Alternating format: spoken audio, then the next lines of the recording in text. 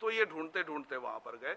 अन्ना हजारे का जो व्यक्तित्व है बहुत ही भोले भाले इंसान है, बहुत भोले भाले हैं और राजनीति शायद बहुत ज्यादा समझते नहीं है।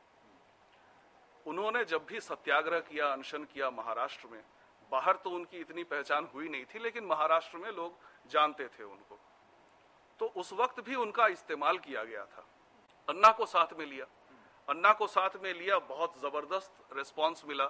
कुछ बेवकूफियां जो है कांग्रेस सरकार द्वारा हो गई, प्लान के मुताबिक सारी चीजें अच्छी चल रही, लोगों को कुछ नहीं मिला, उनके हाथ कुछ नहीं लगा, ना तो लोकपाल लगा और न ही ये जो तमाम शिकायतें करते थे, आरोप लगाते थे कि शीला भ्रष्ट है, पूरी कांग्रेस सरकार भ्रष्ट है। अब तो उनकी अपनी सरकार है, लोग देख रहे हैं कि न तो शीला के खिलाफ कोई कार्रवाई हो रही है, न किसी और पूर्व मंत्री के खिलाफ कार्रवाई हो रही है।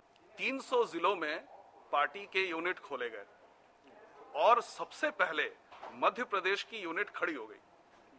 मध्य प्रदेश की यूनिट खड़ी होने के बावजूद उनको चुनाव नहीं लड़ने दिया गया, जो विधानसभा चुनाव हुए मध्य प्रदेश में, क्योंकि अगर वहां पर उनके अच्छे नतीजे आते तो उसका श्रेय अरविंद केजरीवाल को नहीं मिलता, क्योंकि वहां के जो लोकल कार्यकर्ता हैं वो श्रेय ले जाते, वो क्रेडिट ले जाते, सारा काम उन्होंने ही किया था। दिल्ली में अच्छे नतीजे आते तो उसका श्रेय अरविंद केजरीवाल को जा रहा था, इसलिए उन्होंने एमपी वाले यूनिट को लड़ने ही नहीं दिया। काम का क्रेडिट उनको नहीं मिलने वाला है, शायद कोई और ले जाएगा। वो आंदोलन ध्वस्त हो गया, उसे उन्होंने मझधार में छोड़ दिया। कि एक कोई अंतर्राष्ट्रीय माफिया इसके पीछे ये हो सकता है जो कि भारत में स्टेबिलिटी, स्थिरता नहीं देखना चाहता। क्यों? जब ये जनलोकपाल आंदोलन कर रहे थे तो उस समय कई बार इनकी जुबान से निकल जाता था कि हम इंडिया में, दिल्ली में तहरीर स्क्वायर कर देंगे।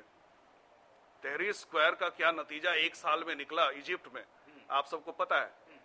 देश जो है अस्त व्यस्त हो गया और लोगों को जो चाहिए था भ्रष्टाचार मुक्त एक सरकार, वो उनको नहीं मिला। तो इस देश को किसी तरह से अस्थिर रखो, यहां हमेशा उथल पुथल मचा रहना चाहिए, तो यहां की इकोनॉमी डाउन हो जाएगी, इन्वेस्टर कॉन्फिडेंस लो हो जाएगा। इन सब की वजह से बार बार इनको आईएमएफ के पास आना पड़ेगा, इनको वर्ल्ड बैंक के पास जाना पड़ेगा।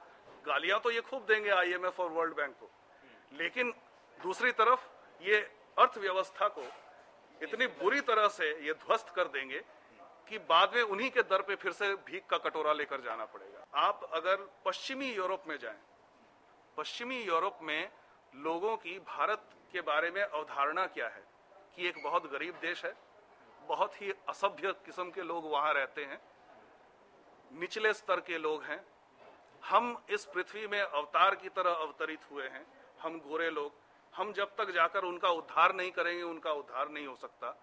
और उस तरह की अवधारणा को अरुंधति रॉय, प्रशांत भूषण, ये सब वहां पर और ज्यादा बेचते हैं। ये जो है, जो कहते हैं सेलिंग लाइक हॉट केक्स, ये लोग जो पैम्फलेटियरिंग करते हैं, भारत का समाज कैसा है, भारत में गवर्नेंस कैसा है, इन सब के बारे में ये जो हल्ला मचाते हैं, पश्चिमी यूरोप में इसका एक बहुत बड़ा मार्केट है। तो भारत की गरीबी, भारत में भुखमरी, भारत की बदहाली, इन सब को बेचना इनका काम है।